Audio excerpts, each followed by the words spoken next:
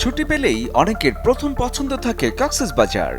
তবে সমুদ্র শুধু ট্যুর ডেস্টিনেশন নয়, প্রকৃতির নিজস্ব হিলিং সেন্টারও বটে, যেখানে রিসেট হয় মানুষের পুরো বায়োলজিক্যাল ক্লক। বিজ্ঞানীরা বলছেন, সমুদ্রের ঢেউ ভাঙার সময় বাতাসে তৈরি হয় বিপুল পরিমাণ নেগেটিভ আয়ন। শ্বাসের সঙ্গে আয়ন শরীরে প্রবেশ করে মস্তিষ্কে ফিল গুড হরমোন সেরোটোনিনের মাত্রা বাড়ায়।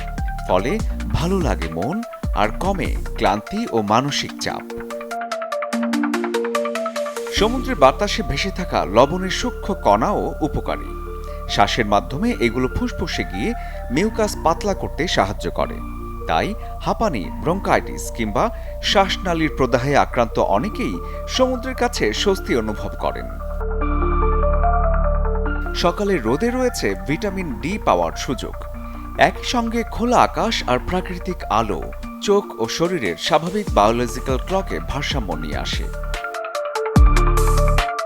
সমুদ্রের ভেজা বালিতে খালি পায়ে হাঁটা বা সমুদ্রের পানিতে গা ভেজানো একদিকে যেমন শরীরকে আরাম দেয়, তেমনি পানিতে থাকা ম্যাগনেসিয়াম মাসল রিল্যাক্স করতে সাহায্য করে।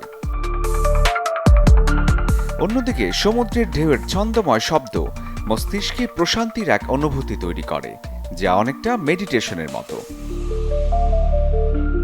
সমুদ্র এমন এক বিজ্ঞান যা কখনো কখনো শরীরকে নিয়ে যেতে পারে রেস্ট অ্যান্ড ডাইজেস্ট মুডে।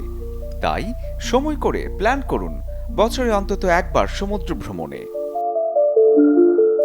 শরীফুল হক, চ্যানেল 24।